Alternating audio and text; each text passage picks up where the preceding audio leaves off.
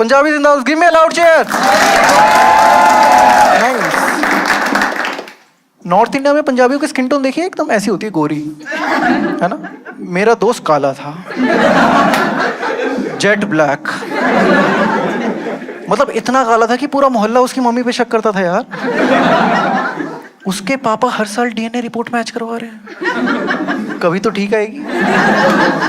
But तुमने देखा होगा जितना काला लड़का होगा ना, उसकी किस्मत हमेशा अच्छी होती है। उसे शादी में लड़की हमेशा गोरी मिलती है ना। मैं उसकी शादी में गया, मैंने देखा भाभी बहुत ज्यादा गोरी यार। 2 मिनट के लिए मुझे लगा मैं चढ़ जाता हूँ स्टेज पे। तभी उसकी मम्मी आई मेरे पास, कहती बेटा बताओ भाभी कैसी लग रही है। मैंने कहा आंटी बहुत बढ़िया लग रही है। कहती दीपक सच सच बता कैसी लग रही है। बहुत बढ़िया लग रही है, दोनों साथ में बहुत अच्छे लग रहे हैं। कहती दीपक तेरे को मेरी कसम है। मैंने कहा आंटी लड़की कड़क है।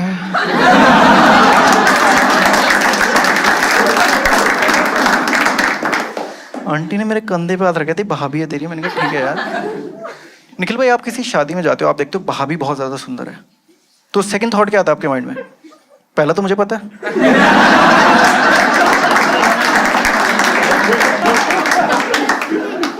यार ये देखो भाभी सुंदर थी तो उनकी बहनें भी, है ना। तो एक लड़की आई हुई थी यार एकदम बैकलेस पहन के, मतलब एकदम नोरा फतेही टाइप। मतलब वो वाला बैकलेस नहीं होता, ये पानी की बूंद छोड़ दो कि लहर जाएगी। तो भाई साहब उसकी ना बैक मेरी तरफ थी, अपनी फ्रेंड से बातें करी तो उसके सामने ही दरवाजा था। मैंने कहा मैं दरवाजा खोल के अंदर जाऊंगा, बाहर निकलूंगा, क्या पता लड़की नोटिस कर ले, सिंपल है। जैसे ही मैं दरवाजा खोल के अंदर जाता हूँ, मैं देखता हूँ अंदर लड़कियां। 2 मिनट के लिए मुझे लगता है लड़कियां मेरा इंतजार कर रही है। तभी एक आंटी बोल पड़ती है बेटा गर्ल्स वॉशरूम में क्या कर रहे हो।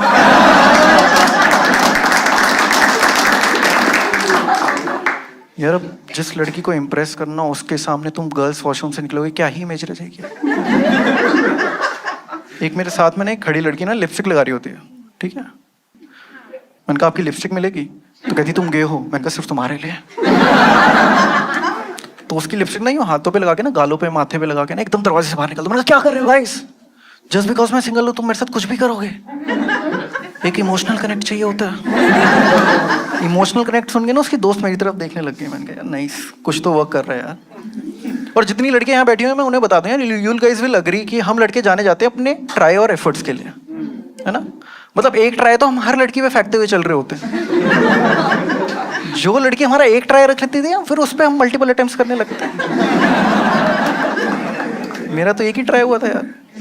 वो लड़की खड़ी हुई थी पाव भाजी के स्टॉल पे। मैंने कहा मैं भी जाता हूँ पाव भाजी लेकर, तो क्या पता बात स्टार्ट हो जाए। मैं सीधा गया पाव भाजी वाले के पास। मैंने कहा भैया सेम। तो पाव भाजी वाले को समझ में नहीं आया यार, उसने पहले पाव भाजी उठा के मुझे दे दी। मैंने कहा भैया आप मुझे क्यों दे रहे हो, आप इन्हें तो ना इतनी देर से खड़ी हुई। कहती मैं तो चीला लेने आई थी। तो यार पोपट हो रहा था कहीं ना कहीं।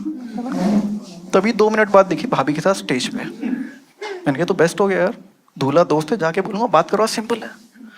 मैं सीधा गया दोस्त के पास। मैंने कहा भाई ये जो तेरे साइड में लड़की खड़ी है सिंगल है तो बात करवा दे। कहता भाई बीवी है मेरी।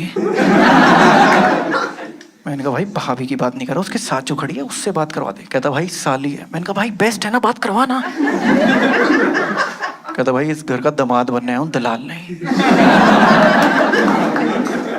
अब देखो दलाल वाली बात ना मेरे दिल पे लग गई। मैंने कहा तेरे को पता है तू और भाभी स्टेज पे खड़े हुए कैसे लग रहे हो? कहता भाई कैसे लग रहे हैं? मैंने कहा तूने बताशा देखा? कहता हाँ भाई। मैंने कहा घर के किसी भी कोने में रख दो ना, एक काला चीटा आ जाता है उसके ऊपर।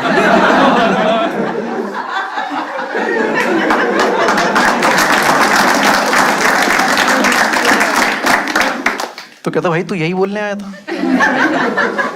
मैंने कहा रुक और है मेरे पास। मैंने कहा तू फेशियल करवा के आया? कहता हाँ भाई मैंने लेदर को कितना भी चमका लो, रहती लेदर ही है। तो इतने में तीसरा दोस्त रोहित भागते भागते आया। कहता भाई एक मैरिड बंदी ना बहुत देर से लाइन दे रही है। अब हम दोनों एक्साइटेड हो गए, भाई कौन है क्या है।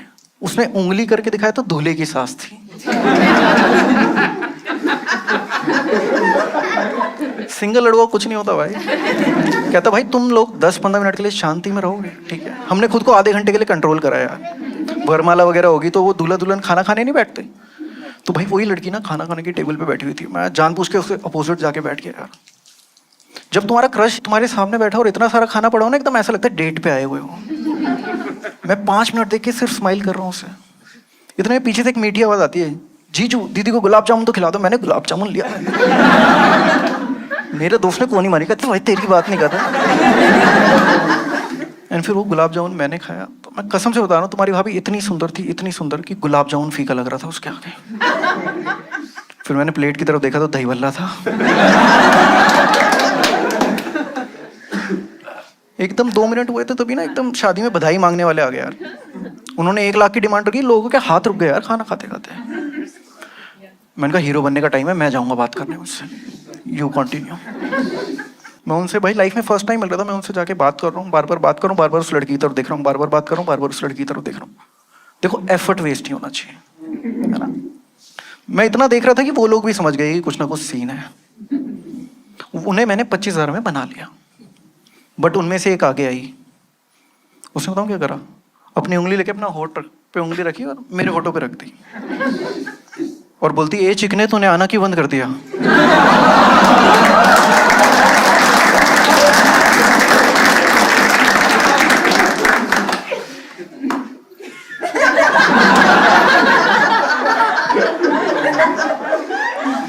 अब वो लड़की मुझसे जिंदगी में नहीं पटने वाली थी। पूरी शादी में लोग ऐसे देख रहे थे, ये कैसे शौक पाल रखे हैं इसमें। तो यार मेरे को कुछ समझ में नहीं आया, पंजाबी की शादी थी, हुक्का हुक्का लगा हुआ था। मैंने कहा अब धुआं ही उड़ाएगा भाई मेरा दर्द। तो मैं जाके हुक्का मारने लगता हूँ आराम से, भाई छल्ले बना रहा था आराम से। वो लड़की ना साइड में आके खड़ी हो जाती है, तो मैं छल्ला बनाता हूँ, उसकी आंखों में चमक थी, भाई ये इम्प्रेस हो रही है, अब इसे दिल बना के दिखाता हूँ। मैंने छल्ला बनाया, तो भाई जो स्मोक नहीं करते उन्हें बताता हूँ, तुम छल्ला बनाते हो बीच में उंगली करते हो दिल बन जाते हैं, है ना। तो भाई मैंने छल्ला बनाया, बीच में ये उंगली कर दी। भाई आई वाज लाइक कि अब ये खुद बात स्टार्ट करेगी। 10 सेकंड तक कोई आवाज नहीं आती। मैं उसकी तरफ देखता हूँ, मुझे चीप बोल के चली जाती है यार, क्योंकि वो दिल गम कांट ज्यादा लग रहा था।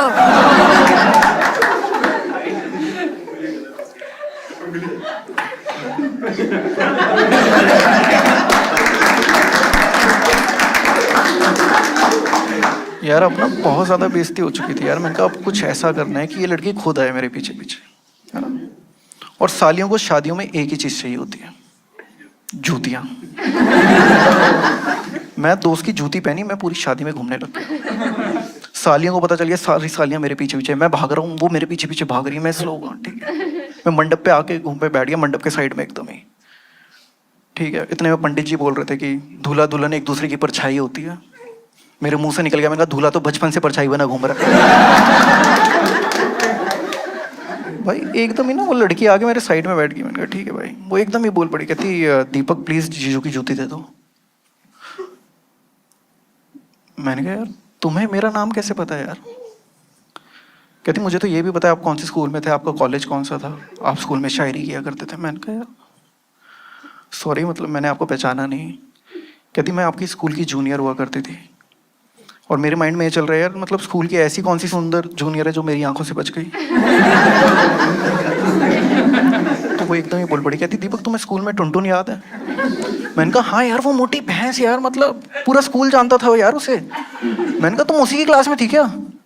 कहती मैं ही टुनटुन हूँ।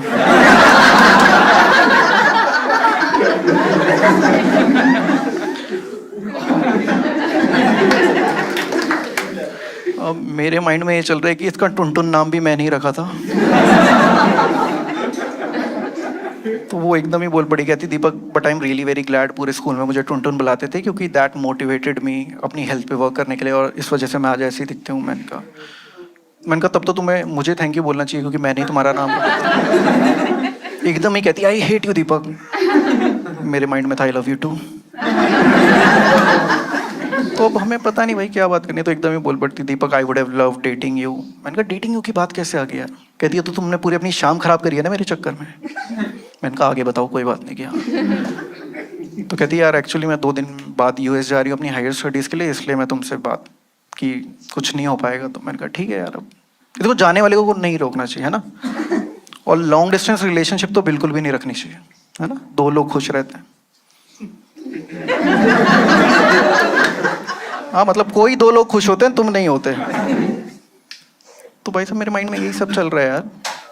और ना फिर उसके मोटापे पे चीज़ें चल रही थी, मैं उसकी चुन्नी के साथ खेल रहा हूँ, तो मेरे माइंड में वही गिल्ट चल रहा था एकदम ही। तो देन आई रियलाइज यार तुमने देखा है कि हमारे बड़े बुजुर्ग ना कभी ये नहीं बोलेंगे कि मोटे लड़के का मजाक मत उड़ाओ, वो हमेशा ये बोलेंगे कि मोटी लड़की का मजाक मत उड़ाओ, है ना? क्योंकि लड़के की प्यूबर्टी होती है 9 से 14 साल तक। 15 साल में हम चूतिए घोषित हो जाते हैं अपने दोस्तों के लिए और जिंदगी भर चूतिए रहते हैं। बट लड़कियों की प्यूबर्टी होती है 9 से 30 साल तक। कब कौन सी लड़की मोटी से पतली हो जाए ना और आलिया भट्ट बन जाए, तुम्हें भी नहीं पता। हमारे दादा परदादा तो रोए हैं, उस दिन मैं रो रहा था। तो मैं चुन्नी से खेली जा रहा, मैंने कहा ठीक है यार, डेटिंग पे क्या ही बोलूँ अभी से, ठीक है। तो मैंने कहा उसे यार, मैंने कहा चल यार मैं चलता हूँ। कहती दीपक रुक जाओ ना, विदाई तक तो रुक जाओ। मैंने कहा यार मैं किसी लड़की को रोते हुए नहीं देख सकता। ऐसे ही तो फंसाते हैं हम लड़कियों को। एकदम मैं उठ के यूँ जाने लगता हूँ तो उसकी चुन्नी अटक जाती है यार, मतलब मेरे बटन पे कोट के। तो वो खड़ी होती, कहती उप्स उप्स। मैंने कहा कोई बात नहीं। वो पूरा इंस्टाग्राम मोमेंट था यार, एकदम शाहरुख काजोल टाइप। मैंने कहा दीपक अब तू ऐसा कुछ बोल दे कि जब जब यूएस से वापस आए ना दिल्ली, तो सबसे पहले तुझे कॉल करे, है ना? हम लोग यही चाहते हैं यार, लॉन्ग डिस्टेंस कोई नहीं चाहता, बट ये वाली चीज चाहता है हर कोई। तो मैंने कहा तेरे को पता है यार, मेरे स्कूल की सबसे अच्छी शायरी क्या थी? कहती क्या? मैंने कहा कुछ किस्से बनते तो कुछ बिगड़ते हैं, तेरे इनकार से मेरे जज्बात थोड़ी बदलते हैं।